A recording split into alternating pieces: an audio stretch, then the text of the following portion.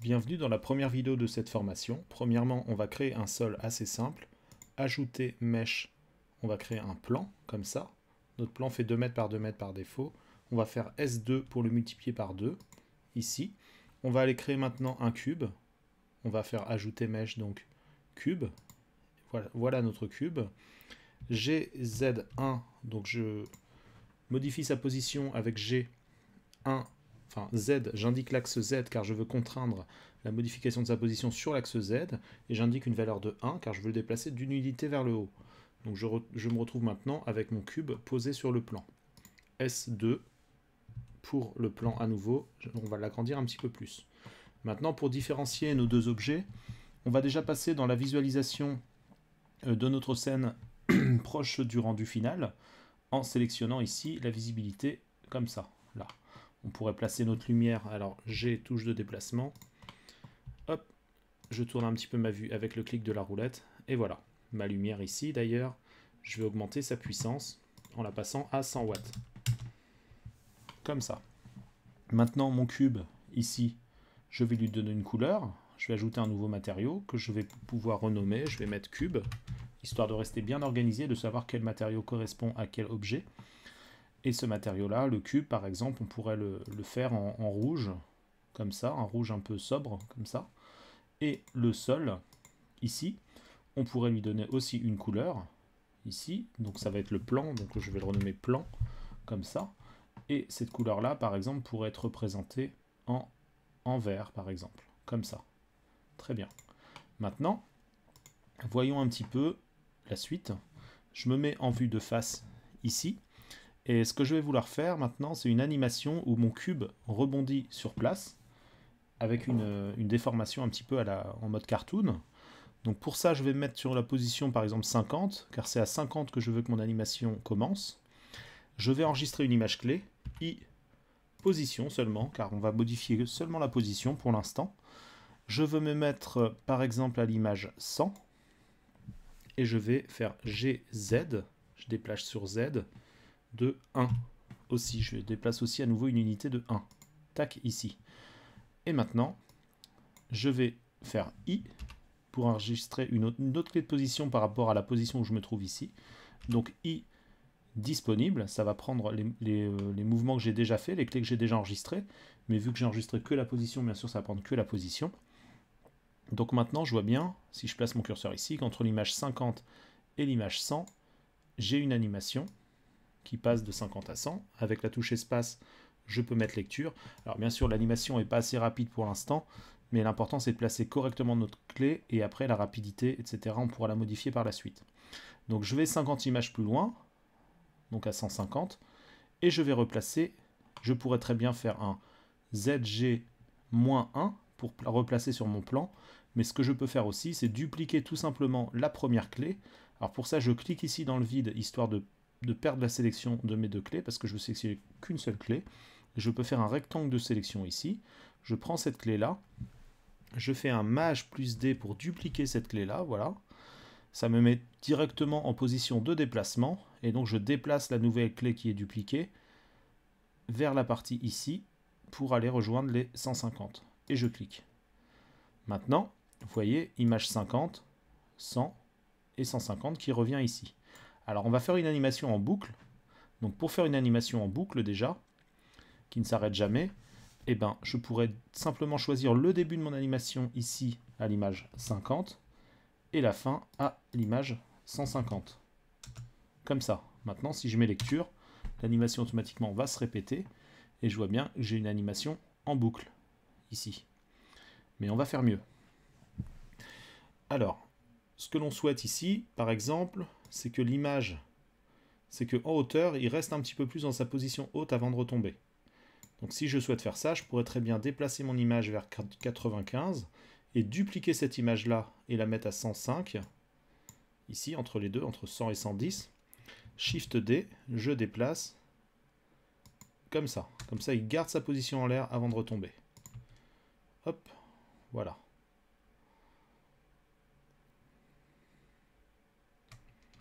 Comme ça. Si je veux laisser aussi un petit temps au début et à la fin, je déplace ma position à 5, ici et là. Comme ça, voilà, il retombe. Et vu que je n'ai pas d'autres clés après, et ben il reste un petit instant dans sa position basse avant de ressauter. Le problème aussi, c'est ce que j'aimerais, c'est que avoir déjà cassé un petit peu les arêtes pour que ce soit plus joli. Donc pour ça, je vais aller chercher au niveau de mon cube ici un modificateur qui va être un modificateur biseau. Donc j'ai un biseau qui est créé automatiquement.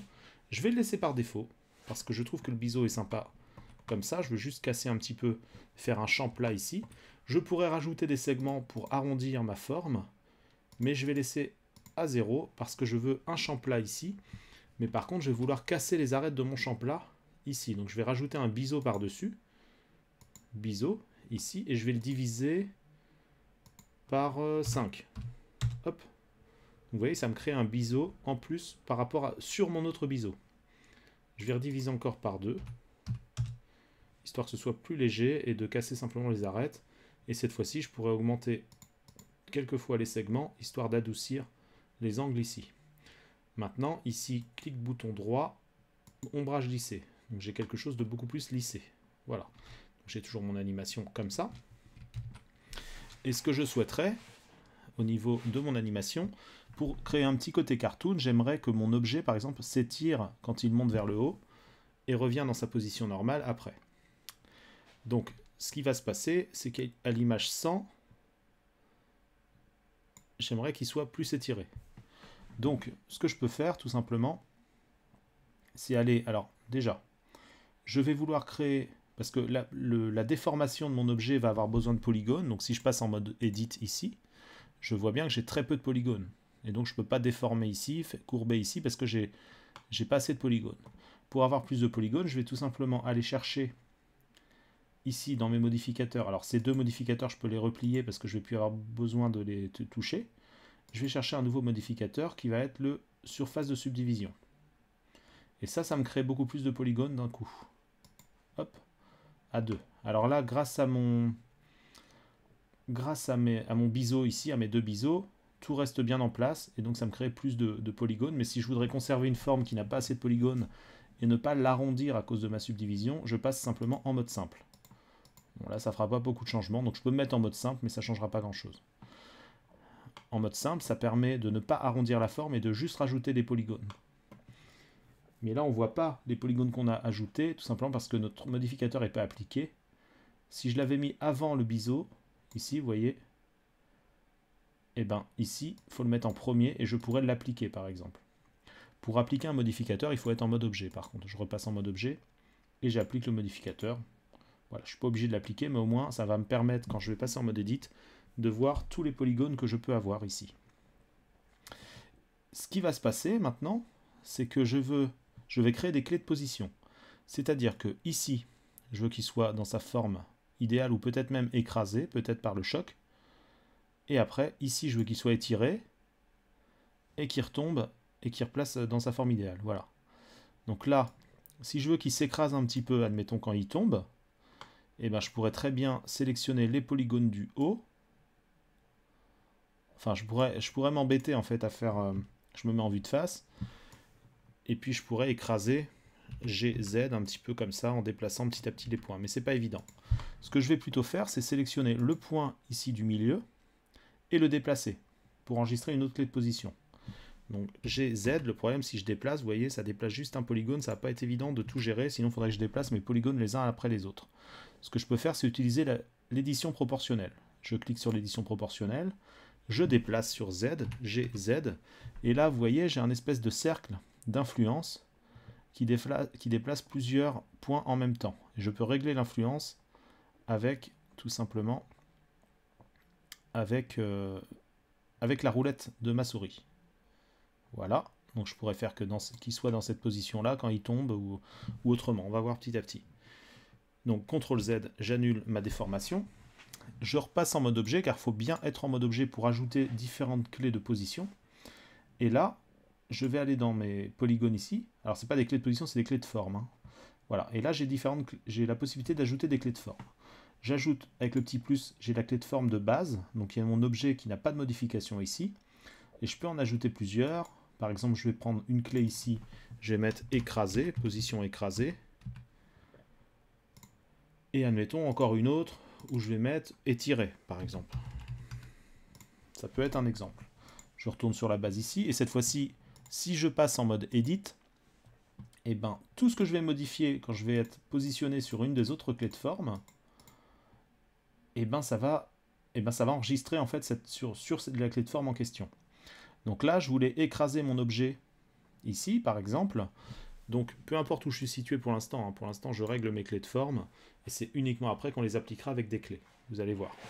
Donc là, maintenant, je me positionne, enfin, peu importe, et je vais enregistrer la position écrasée.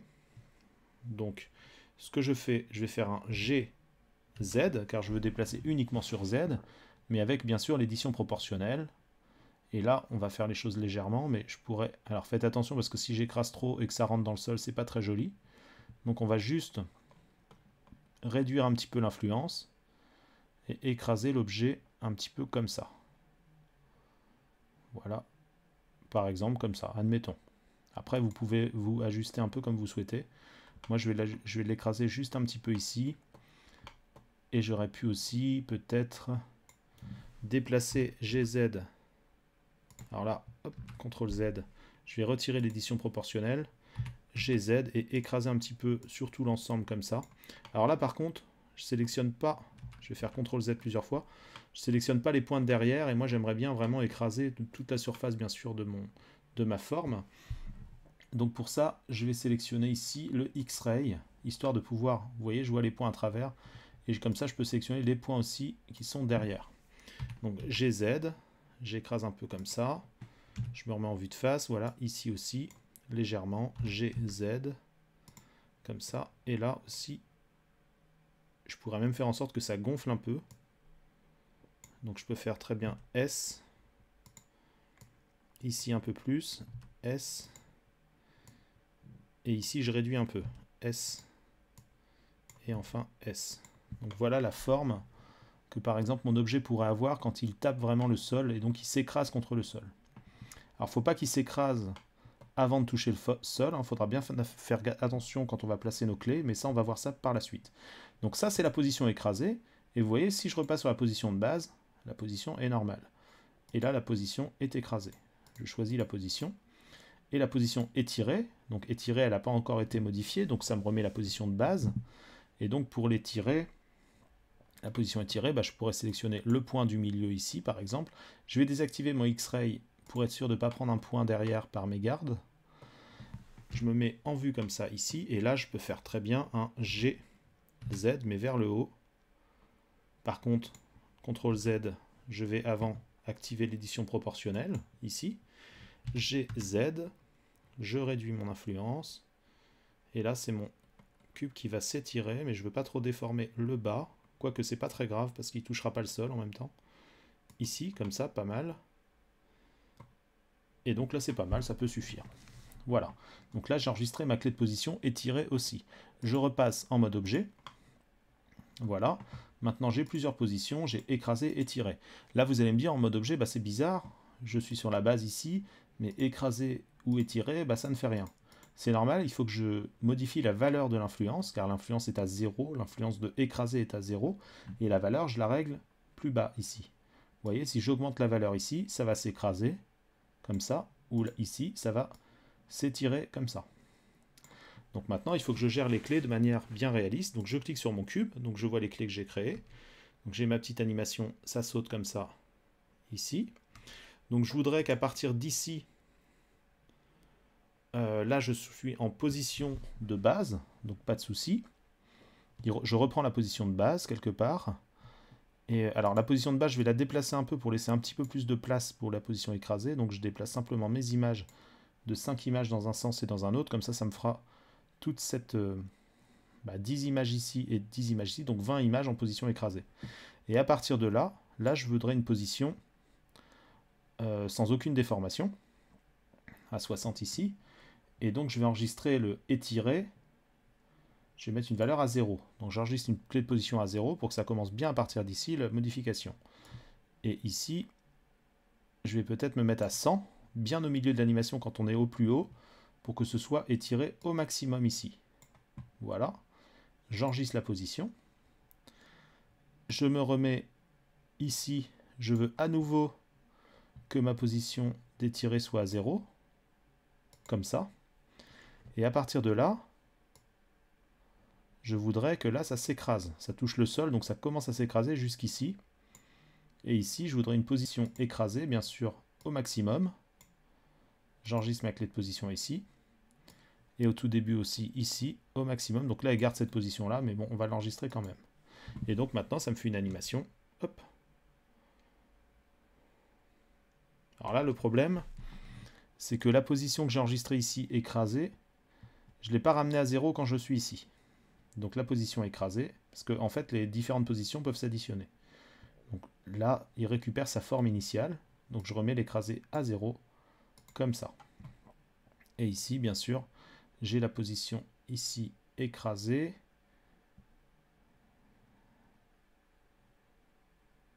Alors là, elle est à 1, d'accord, mais ici, elle devrait être à 0 aussi.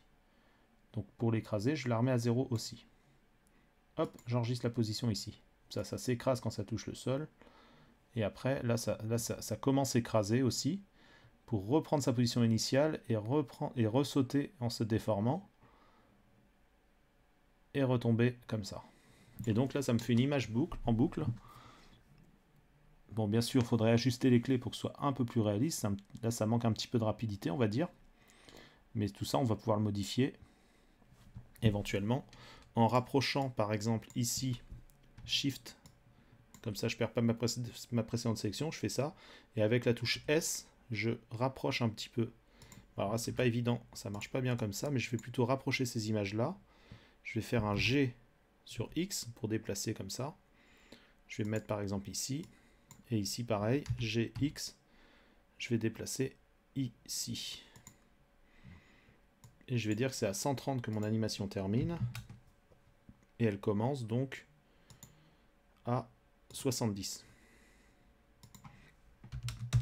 Voilà, et là, donc, ça me fait une animation comme ça. Bon, elle n'est pas encore parfaite, mais en fait, mais vous voyez un petit peu comment vous pouvez modifier les choses.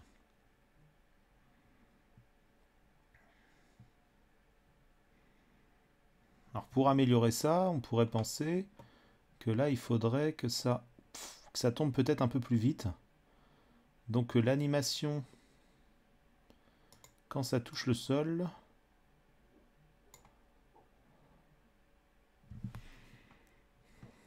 hop, peut-être que l'animation quand ça touche le sol,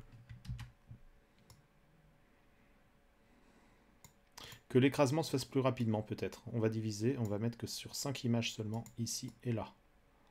Parce que là, il y a un petit... Voilà, c'est un petit peu mieux. Et peut-être que c'est pas le plus judicieux que tout ça reste en position ici. Donc je vais prendre ces 3 clés. Et comme ça, dès qu'il va arriver en haut, eh ben, il va revenir vers le bas. Donc après, hein, on ajuste toujours pour trouver la meilleure solution.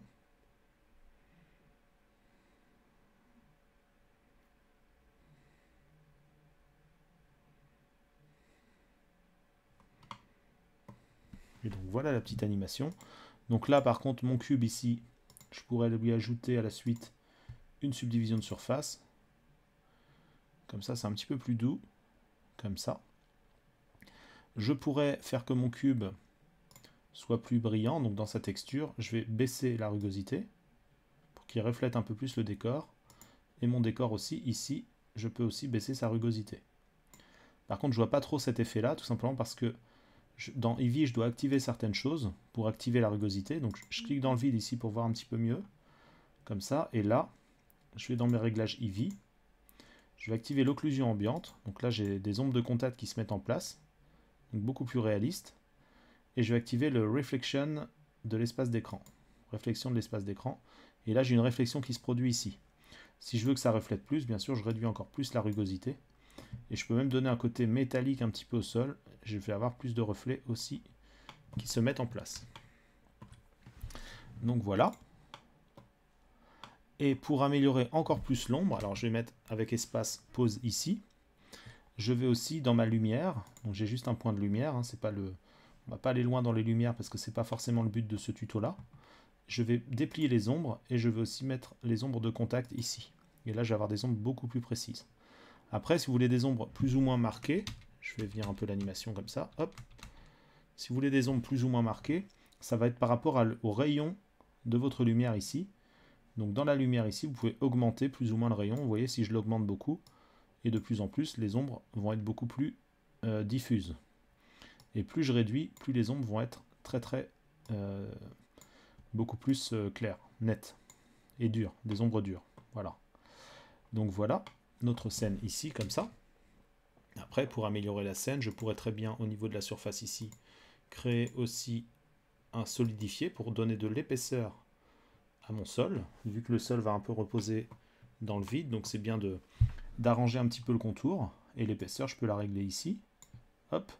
Et puis, si je veux vraiment casser les arêtes, comme j'ai fait pour mon cube, au niveau de mon sol ici, qui vole un peu dans l'air, et ben à la suite du solidifié, je pourrais aussi créer un biseau, comme ça, que je vais réduire. Alors là, je vais le diviser, on va dire, par 10. Voilà, un biseau comme ça, pourquoi pas. Et je peux faire la même chose, c'est-à-dire recréer un biseau sur le biseau, ou alors directement arrondir celui-là. Donc on va faire pareil, parce que j'aime bien garder un petit champ plat, mais en cassant les arêtes autour. Donc je vais recréer un nouveau biseau, comme ça. Je vais le diviser par contre par 20, et encore par 20. Voilà, et maintenant, sur ce nouveau biseau, je vais demander un peu plus de... Alors je vais le multiplier par 2 parce qu'il est un peu faible, on ne le voit pas. Hop, là c'est bon, et donc j'ai créé plusieurs segments pour affiner tout ça. Et ici, je vais faire un ombrage lissé.